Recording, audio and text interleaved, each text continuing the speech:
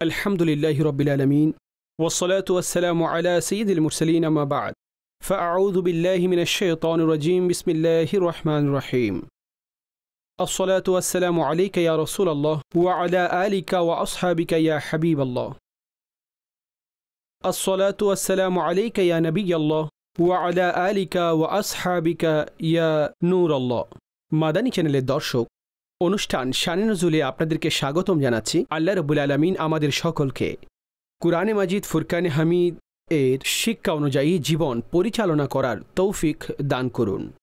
শুরুতে দরুদে পাকের ফজিলত আমাদের প্রিয় নবী সাল্লাল্লাহু আলাইহি ওয়াসাল্লামের ফরমানে মুআজ্জম আলিশান হল, জুমারাতে যে ব্যক্তি আমার উপর 100 বার দরুদ পাঠ করে আল্লাহ রাব্বুল আলামিন তাকে দারিদ্রতা অভাব থেকে মুক্ত রাখেন। জুমারাত হোক, জুমার দিন হোক, জুমার রাত হোক, এটা সেই মুবারক সময়, মুবারক অংশ হয়ে থাকে যে যতটা আধিক্যতার সাথে বারেগাহে রিসালতে দুরুদে পাকে আপনার ওয়াজিফা আর অভ্যাস বানিয়ে নেওয়া উচিত। আল্লাহ রাব্বুল আলামিন আমাকে আপনাকে অধিক হারে দরুদ সালাম পড়ার তৌফিক দান করুন। সাল্লু আলাল হাবিব সাল্লাল্লাহু তাআলা আলা মুহাম্মদ সাল্লাল্লাহু আলাইহি ওয়াসাল্লাম। সালাতু ওয়া সালামুন আলাইকা ইয়া সাইয়্যিদি ইয়া মাক্কি ইয়া মাদানী ইয়া আরবি ইয়া রাসূলুল্লাহ। মাদানী চ্যানেলের দর্শক, আল্লাহ রাব্বুল আলামিন আপন বান্দাদের উপরে বিভিন্ন ধরনের আহকামসমূহ তিনি আবশ্যক করেছেন, আর সে আহকামসমূহ হতে বিশেষ করে কিছুর সম্পর্ক শারীরিক ইবাদতের সাথে সম্পৃক্ত, অর্থাৎ ব্যক্তির শারীরিক ক্ষমতা সেখানে খরচ করতে হয়, সম্পদ খরচ হয় না, আর সেটাকে শারীরিক ইবাদত বলা হয়ে থাকে। নামাজ পড়ছেন তো নামাজের মধ্যে শরীরের এনার্জি, ক্ষমতা, চেষ্টা এগুলো খরচ হয়, ব্যক্তি মেহনত করেন আর নামাজ আদায় করেন, এতে টাকা খরচ হয় না। কিছু কাজ এমন রয়েছে যে যার মধ্যে টাকা খরচ হলেও শারীরিক সক্ষমতাও সেখানে খরচ হয়। হজ করতে গেলে টাকাও খরচ করে, শারীরিক দিক থেকেও তাকে ইবাদত করতে হয়। কিছু এমন বিষয় ইবাদতের যে যার মধ্যে শুধুমাত্র টাকাই লাগে, তার মধ্যে শরীরের জিসিমের কোনো প্রচেষ্টা সেটা থাকে না। আর সেটা হলো ব্যক্তি যে যাকাত আদায় করে, যাকাত আদায় করেন, এটা সেটাই যে যার মধ্যে শরীরের কোনো ধরনের ক্ষমতা খরচ করতে হয় না, টাকা বের করলো, টাকা দিয়ে দিল, যাকাত আদায় করা। রোজা রাখলে মানুষ তো এখানে টাকা নেই, কিন্তু শারীরিক চেষ্টা এখানে থাকে, শরীরকে পুরো নিজেকে বিরত রাখতে হয় যে বস্তুর কারণে রোজা ভঙ্গ হয়ে যায়, এই সমস্ত বিষয় থেকে নিজেকে আলাদা করে বাঁধা দিয়ে রাখতে হয়। তো এটা বিভিন্ন রকমের ইবাদতের বিষয়াবলী যার মধ্যে শরীর অন্তর্ভুক্ত হয় কিংবা হয় না, কিংবা শুধু সম্পদযুক্ত হয়, শরীর হয় না। এই যে ইসলামের ক্যাটাগরি, যেটাকে আরকানে ইসলাম বলেও বিবেচনা করা হয়ে থাকে, যে 4টি আরকান, যে প্রথমে তৌহিদ ও রিসালাত, আর তারপর নামাজ রয়েছে, রোজা রয়েছে, যাকাত রয়েছে, হজের বিষয়াবলী রয়েছে। বিভিন্ন রেওয়ায়তে তার বিভিন্ন বাক্য, কখনো হজকে পরে উল্লেখ করেছেন, কখনো রোজাকে পরে উল্লেখ করেছেন। সারমর্ম হলো এটা, এই 4টি আরকান যাদের অবস্থান ফরজ, আর এদের মধ্যে কোনো একটাকেও অস্বীকার করা এটা ব্যক্তিকে কাফের বানিয়ে দেয়।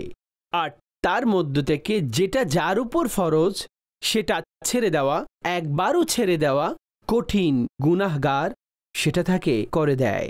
এই বিষয়গুলো থেকে নিজেকে, অর্থাৎ যেই ফরজসমূহ রয়েছে সেটা সবচাইতে অগ্রগণ্য হয়ে থাকে, আর এগুলোকে অধিক খেয়াল রাখা এটা গুরুত্বপূর্ণ এবং জরুরি। বরং হাদিসে কুদসির মধ্যে ইরশাদ করা হয়েছে, আল্লাহ ইরশাদ করেন যে ফরজ থেকে বড় কোনো এমন আমল নেই যেটা আল্লাহর নিকটবর্তী, অধিক মাহবুব, পছন্দনীয়, যেটার মাধ্যমে রবের নৈকট্য লাভ করা যায়। ফরজ থেকে বড় এমন কোনো আমল নেই। এই ফরজসমূহের মধ্য থেকে একটি ফরজ যাকাত আদায় করা। একটি হচ্ছে যাকাত আদায় করা। মনে রাখবেন, যাকাত আদায় করা, যখন ব্যক্তি যাকাত আদায় করে তিনি কৃপণতা থেকে বেঁচে যান। আর যদি যাকাত আদায় না করে নিজের সম্পদের, তো সে কৃপণতা করে। আর কৃপণতা এটা একটি খারাপ গুণ। কৃপণতা এটা এমন খারাপ গুণাবলী, এমন খারাপ অভ্যাস, একটি দোষ যা আল্লাহ পছন্দ করেন না, আল্লাহর নবীরা পছন্দ করেন না। দ্বীনি শিক্ষার একেবারেই এটা পরিপন্থী। তো রাসূলুল্লাহ সাল্লাল্লাহু আলাইহি ওয়াসাল্লামের শিক্ষাসমূহ দেখুন। তো বুনিয়াদি গুণ, বুনিয়াদি শিক্ষা হলো তার মধ্যে দানশীলতার শিক্ষা দেওয়া হয়েছে। আপন সম্পদকে আল্লাহর রাস্তায় খরচ করা, নিজের সম্পদকে আল্লাহ রাব্বুল আলামিনের আহকাম অনুযায়ী দেওয়া, বন্টন করা, এটা একটি ভালো গুণাবলী। আর এই গুণ আমাদের দ্বীন এটার অধিক ফজিলত বর্ণনা করেছেন। আর এই দানশীলতা যেটাকে বলা হয়েছে যে এটা ব্যক্তি মূলত জান্নাতের কাণ্ডকে সে পাকড়াও করে নেয়, আর সে কাণ্ড তাকে ছেড়ে দেন না, এমনকি সেই ব্যক্তিকে এটা জান্নাতের মধ্যে প্রবেশ করিয়ে নেয়, একটি শাখা। তো আর কৃপণতামূলক কর্মকাণ্ড এটা জাহান্নামের শাখাকে ব্যক্তি পাকড়াও করে নেয়, আর সেটাও তার কাছ থেকে আলাদা হয় না, এমনকি সেই কৃপণতা তাকে জাহান্নামের মধ্যে নিক্ষেপ করে। মুসলমানদের করণীয় এটাই, দানশীলতা ইখতিয়ার করুন আর কৃপণতা থেকে নিজে নিজেকে বাঁচিয়ে রাখুন। এটা আমাদের দ্বীন, আমাদের ইসলাম এই ব্যাপারে আমাদের উৎসাহ দান করেছেন। আজকের যে আয়াতে মুবারকা রয়েছে তার শানে নজুলও এইভাবেই কিছুটা বর্ণনা করা হয়েছে। আর সে আয়াতে মুবারকা তারপরে কিছু ইনশাআল্লাহ অধিক এ ব্যাপারে বাক্যসমূহ সেটা আরজ করার চেষ্টা করব। সর্বপ্রথম আমরা সেই আয়াতে মুবারকা আর তার শানে নজুলের দিকে আল্লাহ রব্বুল আলামিন যে লোকেরা কৃপণতা করেন তাদের ব্যাপারে কি ইরশাদ করেছেন। বিসমিল্লাহির রহমানির রহিম। ولا يحسبن الذين يبخلون بما آتاهم الله من فضله هو خير لهم بل هو شر لهم سيطوقون بما بخلوا به يوم القيامة ولله ميراث السماوات والأرض والله بما تعملون خبير। আর যে লোকেরা এই ব্যাপারে কৃপণতা করেন যা আল্লাহ তাদেরকে আপন অনুগ্রহ থেকে দিয়েছেন, তারা কোনো অবস্থায় এটা নিজেদের জন্য উত্তম মনে করবে না, বরং এই কৃপণতা তাদের জন্য মন্দ। অনতিবিলম্বে কিয়ামতের দিন তাদের গলায় সেই সম্পদের মালা বানিয়ে দেওয়া হবে যাতে তারা কৃপণতা করেছে। আর আল্লাহ আসমান জমিনের সত্ত্বাধিকারী, আর আল্লাহ তোমাদের কাজের ব্যাপারে অবগত, আল্লাহ তোমাদের কাজের ব্যাপারে অভিহিত। অধিকাংশ মুফাসসিরিনগণ এই আয়াত দ্বারা উদ্দেশ্য এটা নিয়েছেন যেখানে কৃপণতা দ্বারা উদ্দেশ্য যাকাত না দেওয়া। কৃপণতা বলা হয় যেখানে শরীয়তের দিক থেকে ব্যক্তির উপরে সম্পদ খরচ করা আবশ্যিক হয়ে যায় আর সে করে না, এটাও কৃপণতা। প্রচলিত অভ্যাসের বিবেচনায় যেখানে খরচ করা আবশ্যিক বিবেচিত আর সে না করে, ইমাম গাজ্জালি রাহমাতুল্লাহি তাআলা আলাইহি এটাকেও কৃপণতার মধ্যে অন্তর্ভুক্ত করেছেন। নিজের আত্মীয়, নিকটাত্মীয়, বন্ধুবান্ধব তাদের জন্য খরচ করা আর সে তা থেকে নিজের হাতকে গুটিয়ে নেওয়া, এটাও কৃপণতা। সম্পদের হক আদায় না করা, এটাও কৃপণতা। সম্পদের অগ্রগণ্য হক হচ্ছে এটা যে সেই সম্পদ দ্বারা যাকাতকে আদায় করা হবে, অর্থাৎ হুকুকুল্লাহ থেকে আল্লাহ সম্পদ দিয়েছেন। তো সম্পদের মধ্যে যেগুলো যাকাত সেগুলো বের করে দেওয়া, এটা মানুষের জন্য সর্বপ্রথম মূলত সম্পদের মধ্যে একটি বুনিয়াদি হক হয়ে থাকে, যেটা তার সাথে সম্পৃক্ত হয়ে থাকে, যেটা তার সাথে যুক্ত হয়ে থাকে। যাকাত 2.5%, অর্থাৎ 40 ভাগের 1 ভাগ। যদি কারো কাছে 1 লাখ টাকা থাকে তো তিনি কতটুকু যাকাত দিবেন? 40 ভাগের 1 ভাগ, অর্থাৎ 2.5%। 2500 টাকা তাকে জাকাত আদায় করতে হবে। 97.5% তার কাছে আছে, 2500 তাকে জাকাত দিতে হবে। যখন আমরা বনি ইসরায়েলের দিকে তাদের অবস্থা পড়ি, কিতাবের মধ্যে তাদের বর্ণনা আসে, তাদের 2.5% ছিল না, নিজের সম্পদের 1/4 খরচ করতে হতো। সম্পদের 1/4, অর্থাৎ যদি কারো কাছে 1 লাখ থাকে তো 25,000 টাকা জাকাত তারা দিতেন। আমরা 25,000 দিচ্ছি না, আমরা 2500 দিচ্ছি, তারা 25,000 দিত। এই উম্মতের জন্য 25,000 রাখা হয়নি, 2500 রাখা হয়েছে, অর্থাৎ 1/4 নয়, 2.5% রাখা হয়েছে। কেন রাখা হয়েছে 2.5%? এটা প্রিয় মুস্তাফা সাল্লাল্লাহু আলাইহি ওয়াসাল্লাম উনার সাদকা। আমাদের জন্য এটা নসিব হয়েছে যে সম্পদ প্রকাশ্যে অল্প খরচ করছি, কিন্তু আমরা সাথে এই ফজিলত হাসিল করছি যে একটি নেকি করলে আল্লাহ 10 গুণ তাকে বৃদ্ধি করেন, একটি নেকি করলে আল্লাহ 10 গুণ তাকে বাড়িয়ে দেন, আর 10 গুণ বেশি তার জন্য সওয়াব দান করবেন। অর্থাৎ 10 গুণ যখন তাকে সওয়াব দেওয়া হবে, অর্থাৎ সম্পদ আমরা অল্প খরচ করেছি, বনি ইসরায়েল যার 1/4 দিচ্ছে, আর 2500 আমরা খরচ করলে 25,000-এর সওয়াব আমরা পেয়ে যাই। সেটা কিভাবে? যেমন আমরা 2500 টাকা খরচ করলাম, 1000, 10 গুণ এটার বৃদ্ধি করলে তো 10,000, দ্বিতীয় সহস্র 10 গুণ এটার বৃদ্ধি করলে তো 20,000, বাকি আছে 500, তো 500-কে 10 গুণ বৃদ্ধি করলে তো 5,000। তো মূলত মুসলমান 2500 টাকা খরচ করেন আর আল্লাহ তাকে 25,000 অর্থাৎ 10 গুণ বৃদ্ধি করে তিনি তার সওয়াব তাকে দান করেন। নামাজ পড়ি আমরা, নামাজ শুরুতে 50 ওয়াক্ত ছিল। রাসূলুল্লাহ আলাইহিস সালামের উপরে আল্লাহ মেরাজের রাত্রে যে নামাজের তোহফা দিয়েছিলেন তো সেটা তো 50 ওয়াক্তই ছিল। বারবার যাচ্ছিলেন হযরতে মুসা আলাইহিস সালামের বলার উপরে, বারবার 5 5 5 5 কম হতে লাগল, আর পরিশেষে 5 থেকে গেল। কিন্তু ফজিলত এটা অর্জিত হয়েছে আর ঘোষণা এই সুসংবাদের হয়ে গেছে যেটা শুধুমাত্র 5 নয়, যখন মুসলমান 5 ওয়াক্ত পড়বে আল্লাহ 50 ওয়াক্তের সওয়াব দান করবেন। অর্থাৎ নামাজের মধ্যে আমাদেরকে 10 গুণ বৃদ্ধি করে আল্লাহ রাব্বুল আলামিন আপন রহমত থেকে এই সওয়াব দান করে দেন। তো 40 ভাগের 1 অংশ আমরা খরচ করি, অর্থাৎ লাখের মধ্যে 2.5%, আর আমরা 2,500 খরচ করেছি, কিন্তু সওয়াব আমরা কতটুকু পাবো? সেই 40 ভাগের 1 ভাগ, অর্থাৎ লাখে 25,000 টাকা আমরা আল্লাহর রাস্তায় খরচ করেছি। এটা কি কম? কিন্তু আফসোস তাদের জন্য যে যারা যে এই 2.5% জাকাত দেওয়ার ক্ষেত্রেও তারা কৃপণতা করে ফেলে, তারা কৃপণতা করে, আর তাদের দিকে মূলত পরিপূর্ণভাবে জাকাতকে আদায় করে না। মনে রাখবেন, যদি এই সমাজের মধ্যে পরিপূর্ণ জাকাত যদি আদায় হয়ে যায় আর সেই জাকাত হকদার পর্যন্ত পৌঁছে যায়, এই 2টি শর্ত আদায় হওয়া অর্থাৎ সম্পদ পরিপূর্ণ বের করে দেওয়া, আর দ্বিতীয় হকদার পর্যন্ত পৌঁছে দেওয়া। যারা জাকাতের অংশ তাদের নিকট তাদের হক পৌঁছে দেওয়া, এই সমাজে গরিব নামের কোনো অংশ থাকবে না। গরিব নামের, জি জি, আমি এমনিতে এ কথা বলছি না।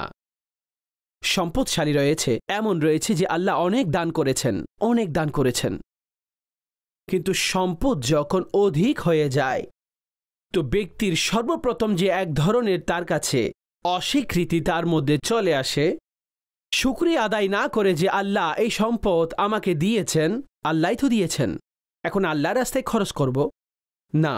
তারা জাকাতই আদায় করে না, তাদের পরিপূর্ণ জাকাত, আর করলেও যদি হিসাব করে সেগুলো কোটি টাকা চলে আসে, তখন জাকাত এতটুকু হয়ে যায়, তখন বলে জাকাত আমি, জাকাত আদায় করে না। অনুরূপভাবে স্বর্ণ যার কাছে রয়েছে, গোল্ড থাকলে স্বর্ণ যার কাছে রয়েছে, তো তারাও জাকাত আদায়ের ক্ষেত্রে যে টাকা নিয়ে আমাদের কাছে গোল্ড আছে, স্বর্ণ রয়েছে এরকম, সেগুলো আমরা কোথায় বিক্রি করব? শরীয়তের হুকুম হচ্ছে এটাই যে জাকাতের সময় চলে আসলে আপনি জাকাত আদায় করতে হবে সেই স্বর্ণের, সেই গোল্ডের যেটা নিসাবে পূর্ণ হচ্ছে অথবা যার উপর পরিপূর্ণ নিসাব হচ্ছে, সবগুলো বস্তু মিলিয়ে স্বর্ণ চাঁদি কারেন্সি, এমন অনেক বিষয়, 2টি বস্তু অথবা 3টি বস্তু মিলে যদি সেটা 52.5 তোলা চাঁদি পরিমাণ পৌঁছে যায়, তো সেটা নিসাব। শরীয়ত যেই পরিমাপ বর্ণনা করেছেন এটা সেই পরিমাপ, এটার যাকাত আদায় করতে হবে। আর তার মধ্যেও তারা অলস এবং গাফেল হয়ে যায় যে আমাদের কাছে ক্যাশ নেই, যদিও বা ডজনের উপরে মানুষের কাছে অনেক সময় গোল্ড থাকে, স্বর্ণ থাকে, কিন্তু ক্যাশ না হওয়ার এই কারণ বর্ণনা করা হয়ে থাকে, অতঃপর তারা যাকাত আদায় করে না। তো এই বাহানা, এই উজর চলবে না, কেননা আল্লাহ রাব্বুল আলামিন কুরআনে পাকের মধ্যে শাস্তি, এটা এই ব্যাপারে যে বর্ণনা রয়েছে এটা শোনা দরকার। আল্লাহ কি ইরশাদ করছেন? ওয়াল্লাযীনা ইয়াকনিজুনা আয-যাহাবা ওয়াল ফিদ্দাতা ওয়া লা ইউনফিকুনাহা ফী সাবিলিল্লাহ ফাবাশশিরহুম বিআযাবিন আলীম ইয়াওমা ইউহমা আলাইহা ফী নারি জাহান্নাম ফাতুকওয়া বিহা জিবাহুহুম ওয়া জুনুবুহুম ওয়া যুহুরুহুম হাযা মা কানাজতুম লিআনফুসিকুম ফাযুকু মা কুনতুম তাকনিজুন। আল্লাহু আকবার। ইরশাদ করলেন, আর সেই লোকেরা যারা স্বর্ণ এবং রূপা জমা করে রাখে আর সেটা আল্লাহর রাস্তায় খরচ করে না, তাদের কষ্টদায়ক শাস্তির সুসংবাদ শুনিয়ে দিন। কষ্টদায়ক শাস্তির সংবাদ দান করুন, যেদিন সে সম্পদ জাহান্নামের আগুনে দেওয়া হবে, অতঃপর তার সাথে সেই সম্পদশালীদের কপাল, তাদের বক্ষ এবং তাদের পৃষ্ঠ, এগুলো দাগ দেওয়া হবে, আর বলা হবে এটাই সেই সম্পদ, এটাই তোমাদের খাজানা, এই সম্পদ যেগুলো তোমরা নিজেদের জন্য জমা করেছিলে, এখন এটার স্বাদ নাও, এখন এটার মজা, সেটা ভোগ করো। রাসূল আলাইহিস সালাম ইরশাদ করেছেন, যাকে আল্লাহ সম্পদ দিয়েছেন আর সেই সম্পদের তিনি যাকাত আদায় করেননি, সাপ ভয়ে তাকে রশির মতো মূলত সেটা আঁকড়ে ধরবে আর এটা দংশন করতে থাকবে আর বলবে, আমি তোমার ধন, আমি তোমার খাজানা, আমি তোমার মাল, আমি তোমার সম্পদ। এইভাবেই সেই ব্যক্তিকে এগুলো ধ্বংসন করবে। তো এটা শাস্তি সেই লোকেদের জন্য যারা আপন সম্পদের যাকাত আদায় করেনি। এই আয়াতে মুবারকাও বেসিক যে এই ব্যাপারে এটা নাজিল হয়েছে যে যারা সম্পদের যাকাত যারা আদায় করে না আর কৃপণতার মধ্যে তারা পড়ে যায়, আর আল্লাহ কৃপণতার শাস্তি বর্ণনা করেছেন। আর এই আয়াতে মুবারকার মধ্যে রব তাআলা সেই লোকেদের শাস্তি বর্ণনা করেছেন যারা স্বর্ণ রৌপ্য জমা করেন আর সেগুলোর যাকাত তারা দেয় না। সে জামানায় স্বর্ণ চাঁদি এগুলোই কারেন্সি ছিল, অর্থাৎ দিরহাম ছিল কিংবা দিনার ছিল। দিরহাম এবং দিনার স্বর্ণের আর দিরহাম এটা চাঁদির। এই জন্য সেগুলোর সামনে রেখে সেগুলোর ওজন অনুযায়ী সেটার নিসাব বর্ণনা করা হয়ে থাকে। সে ওজন অনুযায়ী আজকে আমরা একটি নিসাব রয়েছে সেটাকে বর্ণনা করা হয়। তো আমাদের নিজেদের এই মাসআলা জানতে হবে, আর অতঃপর এই অনুযায়ী যদি কোনো ব্যক্তি তার সম্পদের যাকাত আদায় না করার মাধ্যমে চলে আসছে, অনেক সময় অতিবাহিত হয়েছে, তো এই ওজর তখনও চলবে না, তাকে আল্লাহর বারগাহে তওবা করতে হবে। আর তওবা করার সাথে সাথে পেছনে যতগুলো যাকাত তার উপর রয়ে গেছে তাকে এই যাকাতও আদায় করতে হবে। অতঃপর আল্লাহ রাব্বুল আলামিন ইরশাদ করেন, আল্লাযীনা ইয়াবখালুনা ওয়া ইয়া'মুরুনা আন-নাসা বিল বুখল ওয়া ইয়াকতুমুনা মা আতাহুমুল্লাহু মিন ফাদলিহি ওয়া আ'তাদনা লিল কাফিরিনা আযাবাম মুহিনা। আর সে লোক যারা কৃপণতা করে আর অন্য লোকদেরকেও কৃপণতার কথা বলে, আর আল্লাহ যা কিছু তাদেরকে আপন অনুগ্রহ থেকে দিয়েছেন সেগুলোকে গোপন করে, তাদের জন্য অর্থাৎ কঠিন এই শাস্তি রয়েছে। আর কাফেরদের জন্য আমি লজ্জাজনক আযাব তৈরি করে রেখেছি, কাফেরদের জন্য কষ্টদায়ক শাস্তি সেটা তৈরি রেখেছেন। আল্লাহু আকবার। এখানেও কৃপণতার সেই শাস্তি বর্ণনা করা হয়েছে। মনে রাখবেন মাদানী চ্যানেলের দর্শক, 4 ধরনের বাক্য রয়েছে। একটি হচ্ছে বখিল, আর একটি হচ্ছে শুখ, আর একটিকে বলা হয়ে থাকে সাখাওয়াত হওয়া, আর একটি হচ্ছে জুদ অর্থাৎ জাওয়াদ হওয়া। এই যে বখুল রয়েছে এটা বলা হয় যে ব্যক্তি নিজে খায় অন্যকে দেয় না। কৃপণতা নিজে খায় অন্যকে দেয় না। আর একটি এর চেয়েও বড়, যেটা শুহ, এটাও অপরাধ। প্রথমটিও দোষ, এটিও দোষ। এই শুহ কি, তার ব্যাপারে এটা বলা হয়েছে যে এটা না নিজে খায় কিংবা খাওয়ায়। এমনও ব্যক্তি রয়েছে কঞ্জুস প্রকৃতির, এমন পাওয়া যাবে, নিজেও না খাওয়া, নিজের সম্পদকে নিজেও ব্যবহার করে না আর না খাওয়ায়। তো একজন বখিল, একজন শুহ, আর এরপরে যে একটি ভালো গুণের মধ্যে রয়েছে যে সাখা, এটা বলা হয়েছে যে এটা সখী তাকে বলা হয় নিজেও খায় অন্যদেরকেও খাওয়ায়, নিজেও খায় অন্যদেরকেও খাওয়ায়। আর একটি হচ্ছে জুদ, এটা বলা হয়েছে যে নিজে তিনি খান না, অন্যদেরকে খাওয়ান, অর্থাৎ নিজে মূলত তিনি খান না, অন্যদেরকে খাওয়ান। এই জন্য এটাও বর্ণনা করেছেন উলামাগণ যে আল্লাহ রাব্বুল আলামিনকে জাওয়াদ বলা হয়। জাওয়াদ বলা হয়, সখী বলা হয় না, জাওয়াদ বলা হয়। এটা আল্লাহর শান যে আল্লাহ নিজে খান না, অন্যদেরকে খাওয়ান। সুবহানাল্লাহ। তো এইটা, এই যে ভালো গুণাবলী, এগুলো সৃষ্টি করুন। কৃপণ হবেন না, শুহ এটাও হবেন না, আর সাখাওয়াতের দিকে অগ্রসর হওয়া উচিত। আর আল্লাহ আরও দিলে তখন তার জন্য আরও দেওয়া উচিত। অনেক লোক জাকাতের মধ্যে এসেও, অনেক ভালো ভালো লোকেরাও থাকে, অনেকেই এমন বলেও থাকে যে আমরা জাকাত দিলাম তো কি হেসান করলাম, জাকাত তো ফরজ, জাকাত দিয়ে কি এমন করে ফেলেছি আমরা, জাকাত তো ফরজ। মজা ভালোবাসা তখনই যখন জাকাত দিয়ে দিয়েছেন, এখন ইখতিয়ার আমি কতটুকু খরচ করব, এখন দিতে থাকুন আল্লাহর রাস্তায়। আজকাল কিছু লোক এমন রয়েছে সমস্ত কাজ জাকাতের মাধ্যমে করতে চায়। জাকাতের আপন খাত রয়েছে, এটা ছাড়াও নফলি যে খাত রয়েছে, নফলি দিক থেকে উপহার দেওয়া উচিত যাতে অন্যান্য কাজ হয়ে যায়, নেকির কাজ হয়। এটা দানশীলতার সিঁড়ি যাতে মানুষের আরোহণ করা উচিত। জাকাত তো আদায় অবশ্যই করতে হবে, কিন্তু সাথে সাথে দানশীলতার মধ্যে নিজেকে উপরে নিয়ে যাওয়া। এমন নয় যে জাকাত দিয়ে একেবারে হাত বেঁধে নিলেন, যা করবেন জাকাত থেকেই করবেন, এটার পরে আমরা দিব না, তারপর আমরা টাকা খরচ করব না। তো এমনটা নয়, আমাদের জাকাত দিতে হবে জাকাতের পরে। আর সেই লোক যারা জাকাতের দিকেই আসে না পরিপূর্ণরূপে, জাকাতই পরিপূর্ণ আদায় সেই বিবেচনায় করে না, কোরআনে পাকে আরেকটি আয়াতে মোবারকা আর তার একটি শানে নজুল, একটি প্রেক্ষাপট বর্ণনা করা হয়েছে। ওয়ামিনহুম মান আহাদাল্লাহ লাইন আতানা মিন ফাদলিহি লানাসাদদাকান্না ওয়া লানাকুনান্না মিনাস সালিহিন। ইরশাদ করা হয়েছে যে লোকেদের মধ্যে এমন লোক রয়েছে যারা আল্লাহর সাথে ওয়াদা করে, আল্লাহর সাথে ওয়াদা করেন কি, লাইন আতানা মিন ফাদলিহি লানাসাদদাকান্না, যদি আল্লাহ আপন অনুগ্রহ থেকে আমাদেরকে দেন তো আমরা খরচ করব, আমরা সাদকা করব।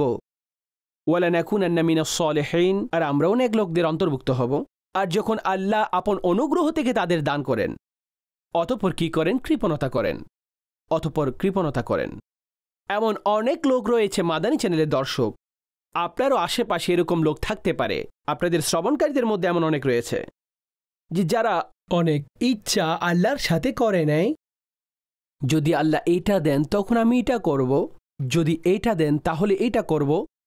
আজ বলে কিছু, যদি সত্যিকার হৃদয়ে এই নিয়ত থাকে তাহলে অনেক সওয়াব রয়েছে আমার ভাইয়েরা। সত্যিকার হৃদয় যদি নিয়ত থাকে, বনী ইসরাইলের ব্যক্তি যখন যাচ্ছিলেন তখন তিনি দেখতে পেলেন মানুষ ক্ষুধায় মরে যাচ্ছে, অবস্থা অনেক কঠিন হয়ে গেছে। ইচ্ছে করলেন এই পুরো পাহাড় দৃষ্টিগোচর হচ্ছে আমার, যদি আমার এত সম্পদ থাকতো আমি দিয়ে দিতাম আল্লাহ রাস্তায়, সাদকা করে দিতাম। এখন এটা তার নিয়ত ছিল, ওনার একটি ইচ্ছা ছিল। আল্লাহ অন্তরের অবস্থাও জানেন। রব তাআলা সে সময়ে নবীর কাছে ওহী পাঠালেন যে এই বান্দাকে এতটুকু আঠা খরচ করার সওয়াব দান করেছেন। সত্য ছিল, দিলের ইচ্ছা সত্য ছিল। কোনো ব্যক্তি এটা নিয়ত করল, মনে মনে চিন্তা করে আমি সম্পদ পেলে আমি দিব, যখন সম্পদ পায় তখন বলে দিব না, কৃপণতা করে। খারাপ গুণ, খারাপ অভ্যাস। নবী পাক আলাইহিসসালাতু ওয়াসসালামের কাছে একজন ব্যক্তি আসলেন, আর সে বলতে লাগলেন হুজুর আলাইহিসসালাতু ওয়াসসালামের খেদমতে যে আমার জন্য দোয়া করুন যাতে সম্পদশালী হয়ে, আমার সম্পদ প্রয়োজন। হুজুর সাল্লাল্লাহু আলাইহি ওয়াসাল্লাম একটি শিক্ষা দিলেন, ইরশাদ করলেন কিছুটা সম্পদ এটা উত্তম যার শুকরিয়া আদায় করা হয়, সেই বেশি সম্পদ থেকে উত্তম যার মধ্যে শুকরিয়া করা হয় না, যার মধ্যে শুকরিয়া নেই। কিছুদিন যাওয়ার পরে তিনি আবার বললেন আপনি দোয়া করুন যাতে আমি সম্পদশালী হই। হুজুর আলাইহিস সালাম দোয়া করলেন, আমার প্রিয় নবী আলাইহিসসালাতু ওয়াসসালাম দোয়া করলেন, আর দোয়া কবুল হবে না এমনটা নয়। ইজাবত কা সেহরা ইনায়ত কা জোড়া দুলহান বনকে নিকলি দোয়ায়ে মোহাম্মদ। নবী পাক আলাইহিস সালাম যখনই হাত তুলতেন দোয়া করার জন্য আল্লাহ কবুল করে নিতেন। এই হাত উঠলে তো বৃষ্টিও নাজিল হতো, এই হাত উঠলে তো বিভিন্নভাবে মানুষের মহামারী দূর হতো, রোগসমূহ দূর হয়ে যেত, কেউ দৃষ্টি ফিরে পেতেন, কারো ভেঙে যাওয়া হাড় সেটা ভালো হয়ে যেত। এইভাবে বারেগাহি রিসালাত থেকে এমন ফয়েজ এগুলো সাহাবাগণ পেয়েছেন। তো নবী পাক আলাইহিস সালাম দোয়া করলেন, সম্পদ পেয়ে গেলেন, ছাগল পেলেন, এত পেলেন যে তিনি বলতে লাগলেন এখন মদিনাতে থাকা আমার জন্য মুশকিল হয়ে গেছে, কেননা সংখ্যা বকরিদের বাড়তে লাগলো।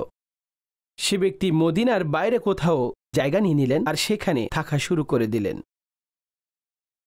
আর এমন হলো যে সে নামাজের জন্য আগে আসতেন, এখন আসছেন না, নামাজের মধ্যেও আসছেন না, এমনকি জুমার মধ্যে অনুপস্থিত হতে লাগলেন। হুজুর আলাইহিস সালাম ইরশাদ করলেন অমুক কোথায়? আরজ করলেন ইয়া রাসূলুল্লাহ সাল্লাল্লাহু আলাইহি ওয়াসাল্লাম ওনার সম্পদ বেড়ে গেছে, তিনি তো এখন মদিনা থেকে বাইরে চলে গেলেন অন্য কোথাও, এখন আসেন না, মসজিদেই আসেন না, জুমার মধ্যে অনুপস্থিত। ইরশাদ করলেন আফসোস, তার জন্য আফসোস, তার জন্য আফসোস। ব্যাপারটি যখন এমন হলো তো হুজুর সাল্লাল্লাহু আলাইহি ওয়াসাল্লাম এমন একটা সময় আসলো যখন জাকাত মানুষের কাছ থেকে নেওয়া হতো, তো তিনি উনার কাসিদ কর্মচারী তার কাছে পাঠালেন যে জাকাত উসুল করো।